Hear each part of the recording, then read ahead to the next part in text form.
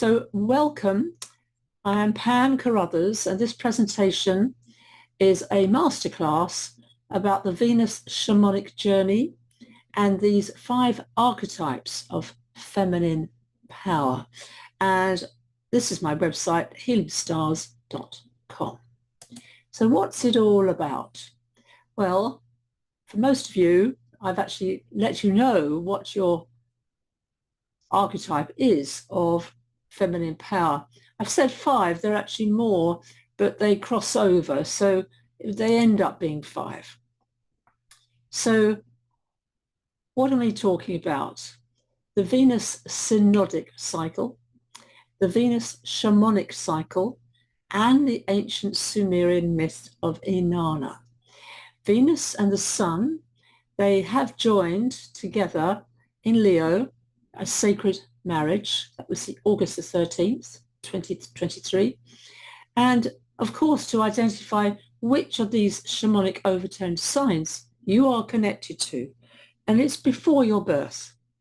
And I'll show you the graphic. Yes, it is a graphic where I was able to identify that for you. So there's 2 things about Venus. One is a very simple little ritual because Venus is all to do with the pentacle. And as I said, this is Inanna herself. You can see how ancient she is. She's very old. And then the orbit. So Venus is very close to the Sun. So here's in this diagram, the yellow is the Sun. Then we get Mercury, and then we get Venus.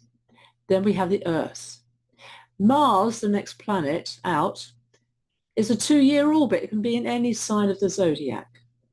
So Venus takes only 225 days to orbit the Sun. However, when she's viewed from Earth, her full synodic cycle, and that means, this is the only technical bit I have to tell you, that means from inferior conjunction to inferior conjunction with the Sun. Inferior is when it's closest to the Earth. And this takes 584 days, or about 1.5 years. And this is due to the interreaction of Venus's 225-day orbital period with a 360-day orbital period, obviously, of the Earth.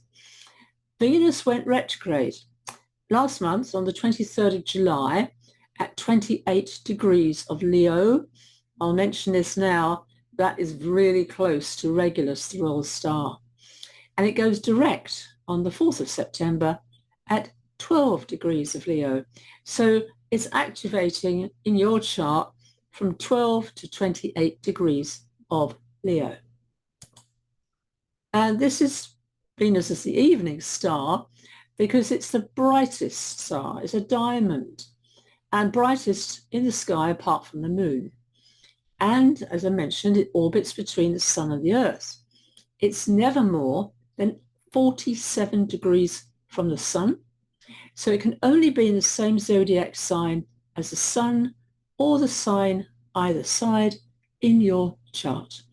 And it is like the hand mirror of the Sun as seen in the symbol. And this picture was Venus with the Pleiades in April the 2nd, 2012, a while back. But this is the evening star. So what is Venus about? It relates. It observes patterns in relationships and also in nature. It's very dynamic because it brings people together. It's the networker, the matchmaker, the hostess. Meet this person, read this book.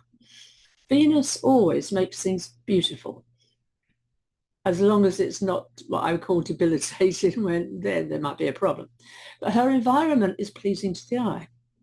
So what aspect of nature do you love? Birds or land or water, trees, rocks? What kind of animal? The garden is Venus. Flowers, of course. Beauty, they are all Venus. The morning star is akin to Taurus. The evening star is more social, akin to Libra. One part of the shadow can be vanity and indolence, being too busy to do the one loving thing we need to do for ourselves. And what is so beautiful about Venus retrograde. It creates this dance of beauty. It's amazing what it does. And Venus will be retrograde about 40 to 43 days every 18 months, which is where it is at the moment, retrograde. And then over a period of 8 years, these points of retrograde form this pattern, a pentagon. It's the 5-petaled lotus, a spiral fractal. And this is the circle of 360 degrees divided by 5. And in astrology, these are called quintiles, which is 72 degrees. And they're very creative aspects in astrology. And also I'm mentioning to you, there's something called the 5th harmonic chart. And that relates to our place in the order of art in the widest sense. Remember, this is to do with 5. It's the art of medicine or the art of politics, the art of prayer, an act of creation of skills. I'm going to go into more depth on that with a webinar I'm doing actually for the Brighton Astrology Circle. So the Synodic cycle and the Shamanic Overtone. So this Synodic cycle is the phase of a planet in relationship to the Sun. When Venus is 10 degrees ahead of the Sun, which it is right now, it's rising as a morning star. And this is called the heliacal rise. And this occurred only last Saturday on the 19th of August at 16 degrees of Leo. And shamanic astrology calls the Venus heliacal rise the shamanic overtone. And I'm quoting from alabi.com, the heliacal rising was considered a resurrection after darkness, the beginning of a new cycle. Sumerians, Babylonians, and Mesoamericans, amongst many others, began the Venus cycle with the heliacal rise.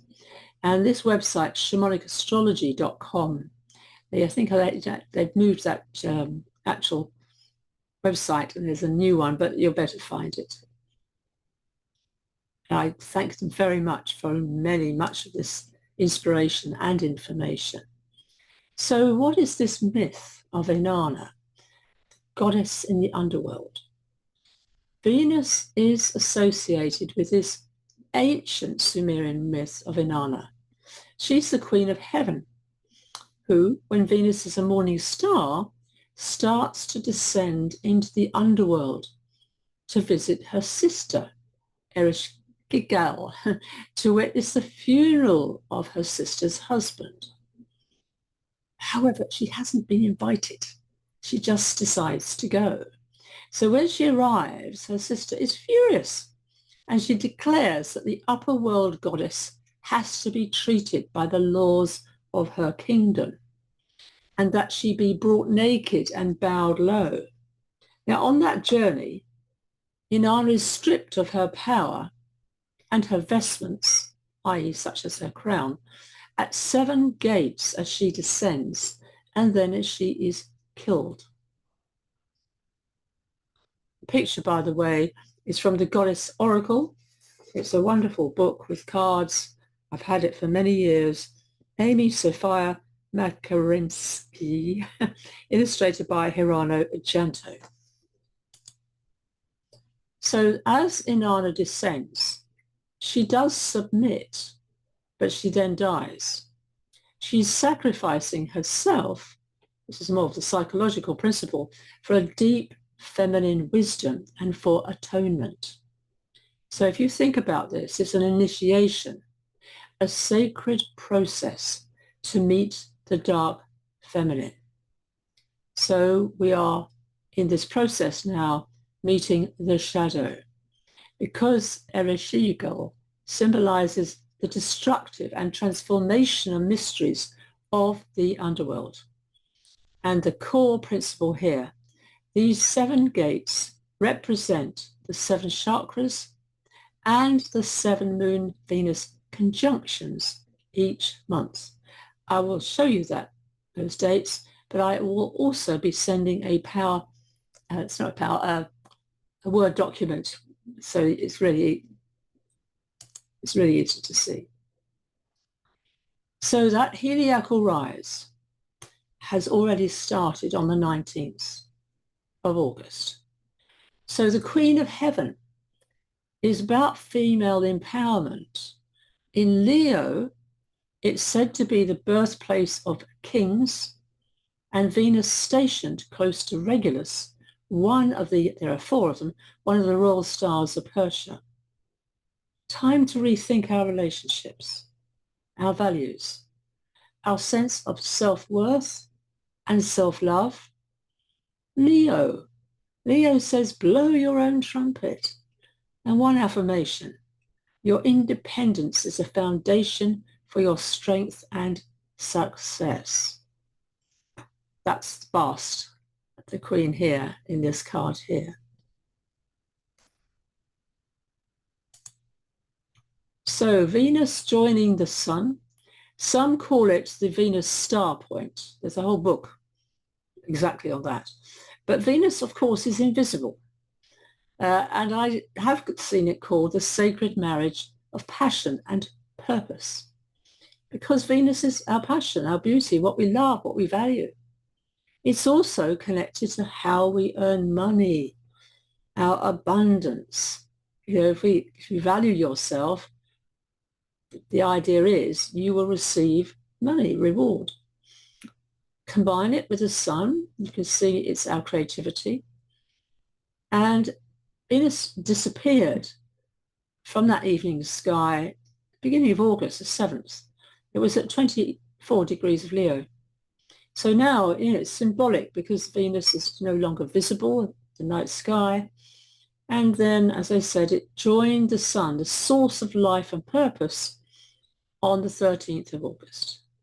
So that's why I call it the sacred marriage of passion and purpose. The idea is she's transformed, she's empowered from her initiation with the Sun. And this illustration is symbolic of that joining. It's a masculine, feminine energy. So this initiation, another card from the Goddess Oracle showing very clearly the chakras. You go up, you can see those chakras, and the same going down. So the conjunctions the moon will make each month with Venus correlate with the 7 gates or chakras that Inanna passes through. So as a morning star, this first date will be the crown chakra. She gives up her crown. And then the last will be the root chakra when she gives up her life. However, most importantly, while Venus is a morning star, it's only visible before sunrise in the east. It will, of course, be invisible during the day. Totally different from the evening star, which of course is visible at night after the sun has set in the west. So a big difference. You see, one is east and one is west. One is visible, one's invisible. And you have to get up really early before sunrise to see Venus as a morning star. Evening star, morning star, the cycle always will begin at that heliacal rise. And it has to be at least 10 degrees away from the sun. So the last time this occurred, look at that date, 8 years ago, 22nd of August, 2015, and then it was at 18 degrees of Leo. And the next one, of course, was the 19th, was at 16 degrees of Leo. So this is what I'm saying. This is the tone in shamanic astrology. And hopefully a very simple little diagram. I'll show you another one in a minute. But this is the east. So there's the sun, and there's Venus. Sun goes around clockwise. It will set, and then Venus will follow. That's the evening star. Now, there's Venus. There's the sun. Venus is rising ahead of the sun, and it will set before the sun. And the morning star is also called Lucifer. It's not to do with the devil as such. It means the light bearer. So here, another chart, more like a birth chart that I would give you. So here I can show you very clearly, there's Venus, there's the sun, that's west, everything rises in the east, sets in the west, it's the principle. Interesting, the east is on the left and the west is on the right. A bit confusing, isn't it? But that is that's the morning star. And then here, over here, that's the evening star. So there's the sun and there's Venus. So that's your type. So you're either a morning star person, known as Lucifer. The evening star person is called Hesperus. So the Lucifer, the morning star, the latter, light bearer. And if you are a morning star person, you can let your feelings lead the way. You tend to feel and emote first and think later, especially if natal Venus rises before Mercury, planet of communication. So the morning star person, emotionally fresh, spontaneous, open to new experiences, emotionally resilient. Morning star people usually recover quickly from emotional or romantic disappointment. So when a Venus-Lucifer person, especially one born while Venus was retrograde, experiences profound emotional pain or abuse early in life, she or he may close down emotionally and assume a protective or fearful attitude towards life and relationships. The evening star person, emotions are more controlled and more introverted, though not necessarily less intense. They often experience emotions intensely because they tend to become more privately and internally involved with their emotions and their emotional life. Feeling after the fact, the Venus evening star person may take a long time to recover from an emotional trauma. They may think about and anguish over a lost love or a bitter disappointment for many years. So they're more likely to scar emotionally and carry deep-seated resentments because their emotional makeup tends to process and replay scenes of disappointment and hurt. So let's talk about relationships and relating. So if you and your partner are a combination of these two types, you may at times have misunderstandings, a sense of being out of sync with each other. In such instances, it's not unusual for the Venus morning star partner to claim to immediately forget about or get over a disagreement or a fight, while the Venus evening star person may require much longer to forgive and forget. One person may be amazed, deeply perplexed, that the other, this is the evening star person, can so easily get over the incident or that it made such a minor impression on his or her partner. And then the other person may be annoyed that her partner still brings up that old issue of a few days ago, thinking, doesn't bother me, so why does it bother them? You see the problem.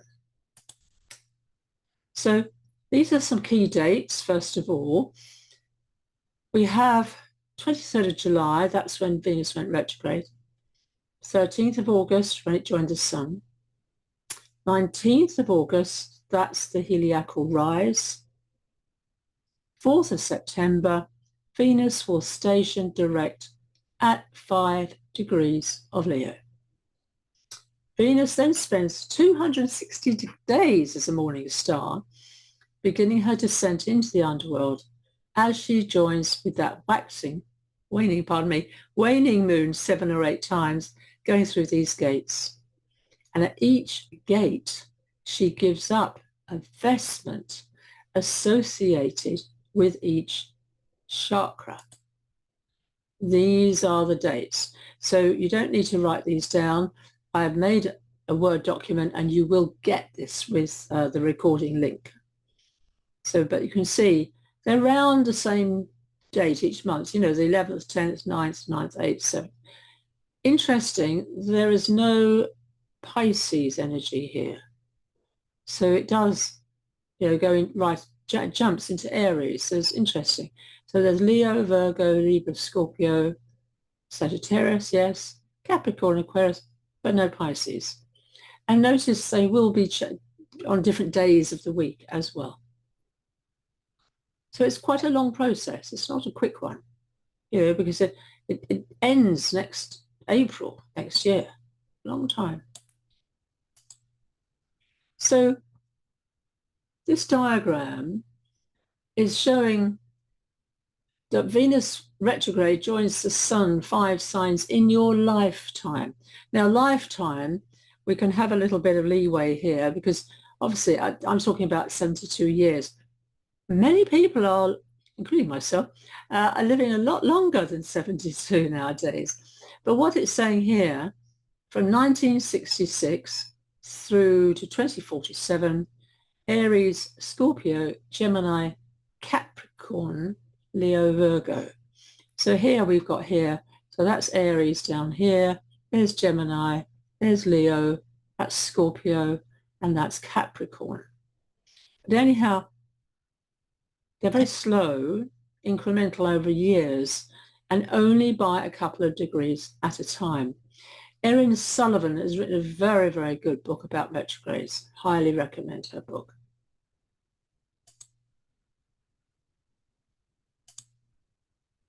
So one thing you can do, which is rather nice, is you can trace the pentacle of the Venus stations on your horoscope, your birth chart.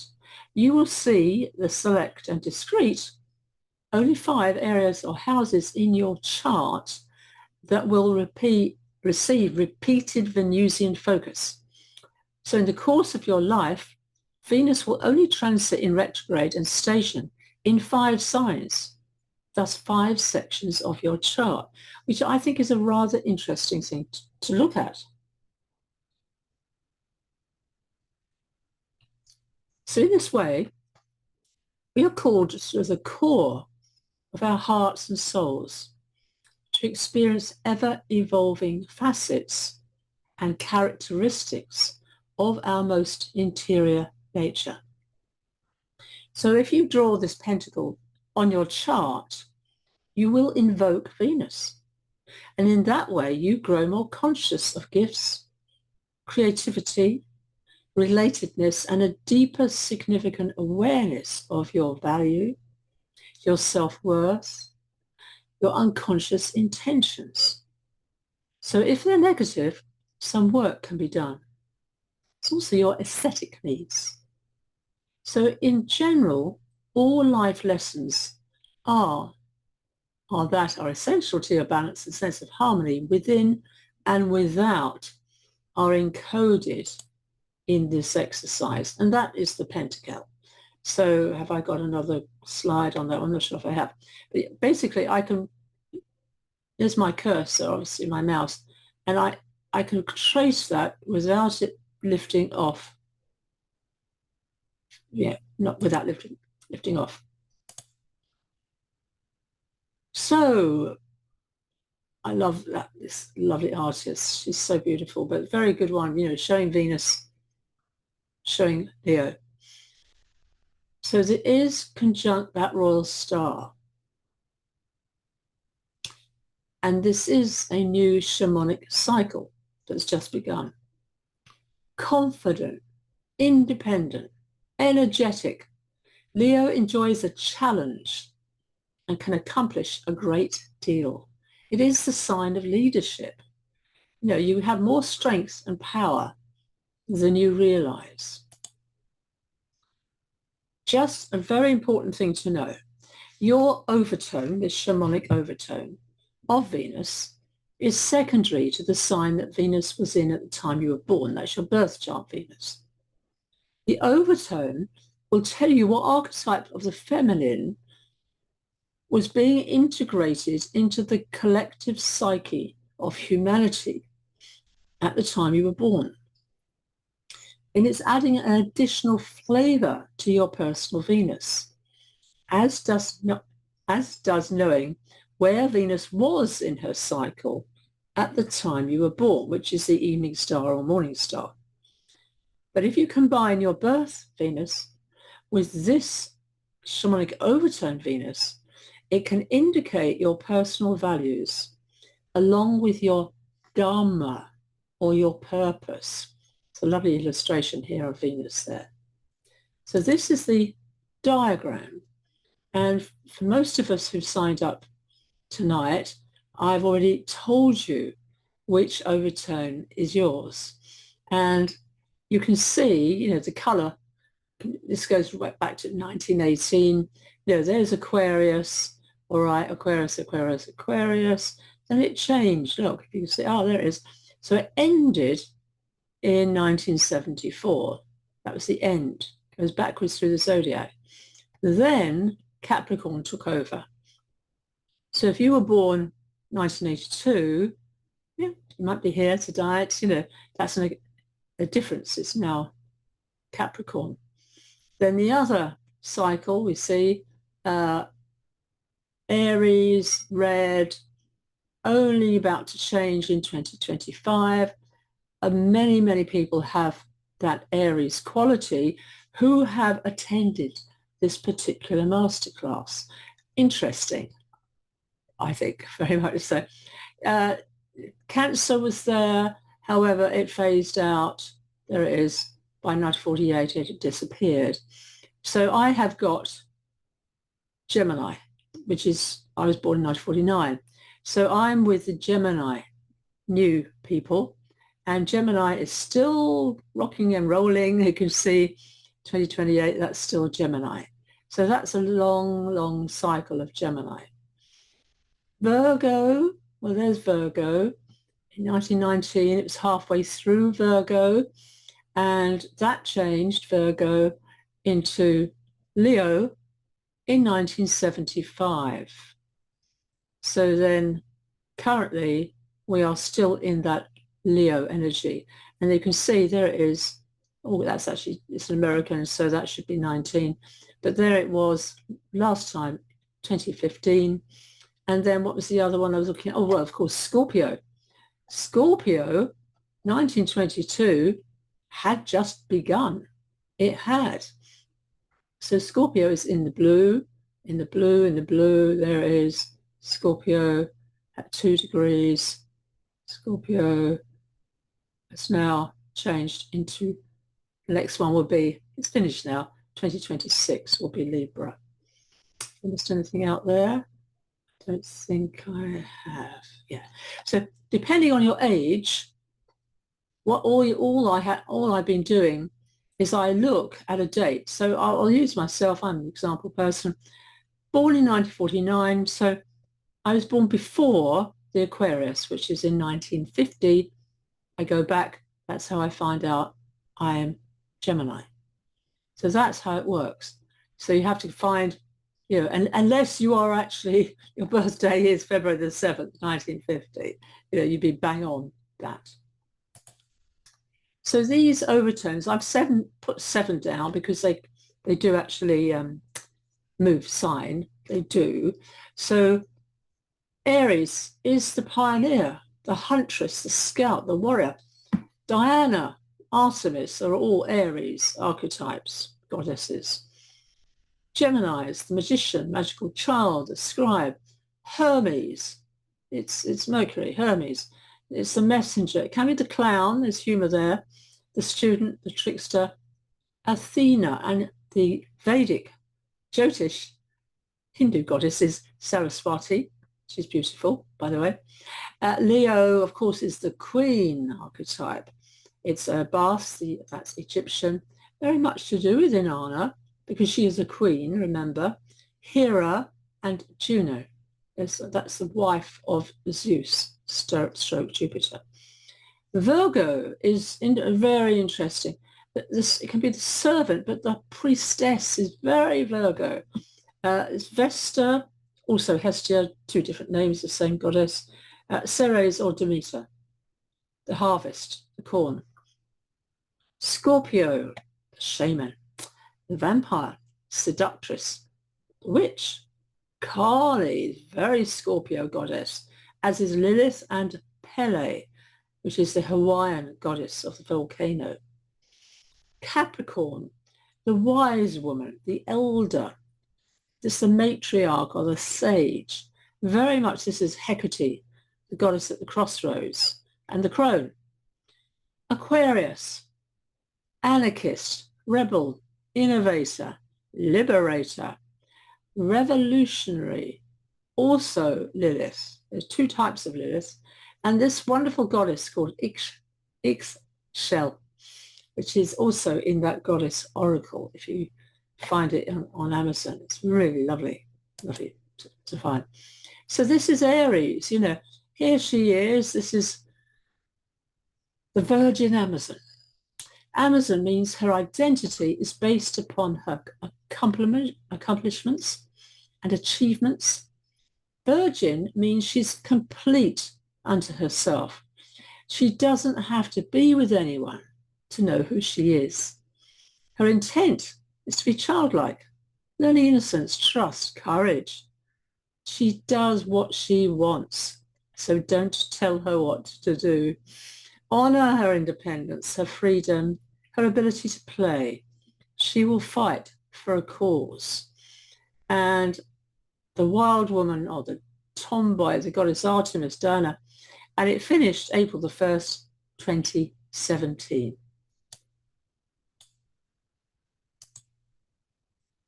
Gemini, Sandra Bullock, chosen here. I really like Sandra Bullock. The Gemini is the eternal youth, or the messenger. She is socially gregarious, free from the rules. Honor her for her brilliant free mind and her connection to the creative muse. It's a message that has to be delivered. She's a female Peter Pan, a divine comedian and entertainer. And this archetype, as I've mentioned before, came in July 1948. So this is the Amazon Queen. She is ruled by the sun. It's linked to royalty, to stardom. Her intent is to develop the highest qualities of self-love, which is the Queen King archetype. Honor her. She's a leader in charge of her realm and a creative force. She is the leading woman, the star, the woman who leads with spontaneous will and has a tremendous amount of self-love. And this only came in September the 3rd, 1975. So it's relatively new as such. Very interesting. Now the Virgin, the Virgo, the Priestess. This is Hestia, by the way, or Vesta, from the Goddess Oracle. Her essence is her dedication to the sacred work. Honor her as the high priestess in her sacred space. Spider Woman, Hestia, Vesta, Demeter, Ceres. And this only came in after, it changed on September the 3rd, 1975, when it went into Leo. Just as I said, depends on your age. Sorceress is a witch in the best sense of the word. Her intent is to experience the most profound emotional and physical realms and then master them. Honor her ability to consciously experience and share the deepest emotions of sexuality, to experience the current of life as the path to the goddess. She's also the Tantrika, the mistress of magic. Goddesses are Medea, this is Medea here pictured, Kali, Durga, Pele, Hecate, the Cretan snake goddess Cleopatra. And Scorpio investigates and explores the underworld. And this archetype ended November the 5th, 2010. Now it's moved into Libra. I haven't done Libra because it's relatively young, or very young women at the moment. In Capricorn, she is the matriarch. And we've just come through, by the way, we've just finished Capricorn. So her intent is to learn responsible administration of her domain. Time for maturity, to step up. Time to appreciate our wise woman. She wants to be honored and respected for responsible mastery of her domain. She could be called the central woman, the queen bee, the business woman in responsible control of her domain. And this only came in January the 28th, 1982. Prince William has got this. Interesting. Very interesting. These are Cancer sunshine. And now the avatar, Aquarius, a female avatar. Hopefully everyone knows it's John and Yoko doing their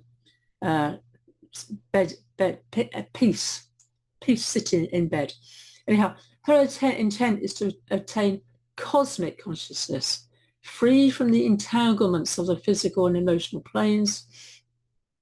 Honor her for her mind, her spiritual path. She is a true friend to humanity. She could be called the avant-garde visionary, the grand experimenter, the goddess of democracy. And this ended January the 30th, 1974. So the pentagram is a sacred symbol for Venus and the rose. And it's seen in the points of a pentagram. It's seen in nature, especially the petals of a rose. And the pentagram has an association with magic. It's often misrepresented and abused, but it's an ancient mystical symbol. And as I mentioned earlier, you can draw this five-pointed star without lifting your pen off the paper. And this reflects the unifying and harmonizing capacity of Venus. Of course, the name of the rose, not many people will know this, because the rose is also a secret symbol. Sub rosa literally is under the rose, and it comes from the Latin in secret. And apparently, in the Middle Ages, a rose above a doorway indicated a private meeting. And in religious symbolism, sub rosa is synonymous with confession. Isn't that extraordinary? Oh, very beautiful. And this is another wonderful little ritual for Venus. So when ancient Greeks offered a deep, solemn vow, they would press their hands against the earth as they made their pledge. Because, of course, 5 is our hands. Obviously it's Da Vinci. It's the 4 limbs and the head. Here, it's 5-fold 8-year pattern. It's all to do with Venus. So it's embedded in nature. In that number 5. 5, the number of humanity. So that, as I said, is a really lovely thing. So I'm now about to take you down a very short but rather wonderful little guided meditation, because Leo is this card, Strength, in the tarot. And what we see here is an innocent young woman. She's wearing a crown and belt, both of which are flowers. And what she's doing, she's closing the jaws of a lion. And above her head is suspended a lemniscat. I hope I pronounced that right. But it's the infinity symbol here. And that means it's the symbol of the Holy Spirit. She's yoked the savage beast with a chain of flowers, showing that she has subdued her animalistic passions and overcome the lower aspects of her nature in favor of her higher self.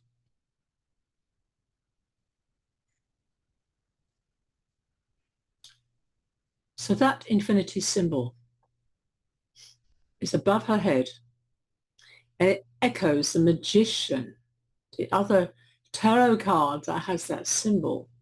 So it's the taming of the self.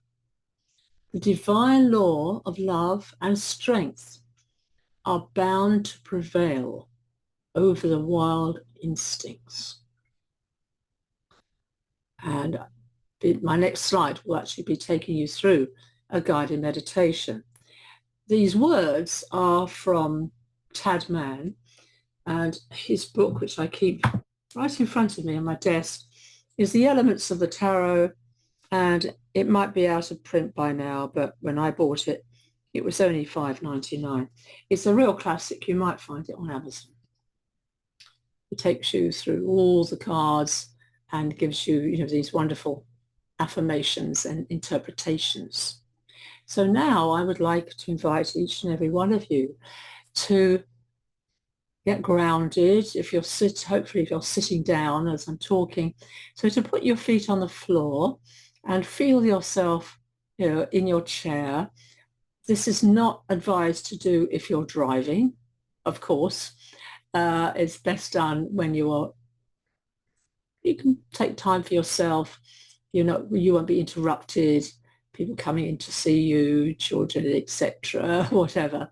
But it's a lovely little meditation, and it is very much about the essence of this courage and the heart of the lion, very much symbolic of Leo.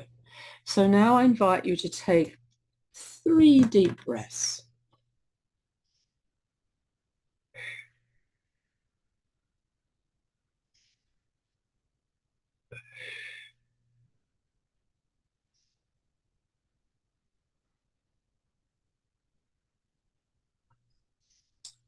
And of course, if you're watching the recording, you can stop it now if you need longer to get into your meditative state.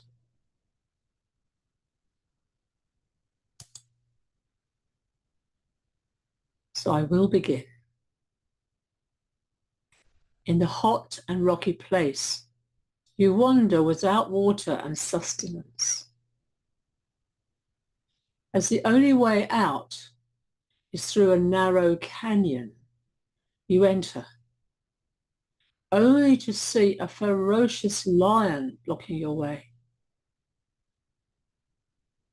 To run or hide would be fruitless.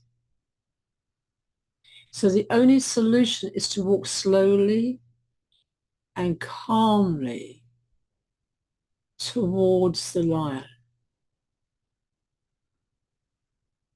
Slowly and calmly, trusting your good heart to tame the savage beast. So slowly and calmly, you walk towards this lion. Your confidence affects him as he moves to you, not in anger or violence, but as a friend. He brushes against your leg like a house cat, and he presents his head to be stroked. That amazing, beautiful mane. Look into the picture afterwards of this beautiful lion. You realize that in your centeredness, you have made a potential enemy into an ally and a source of spiritual strength. So when you're ready, open your eyes to see this amazing, a gorgeous, beautiful lion. King of the jungle, the pride of the lion. And incredible that the male has the mane of head, the lioness doesn't.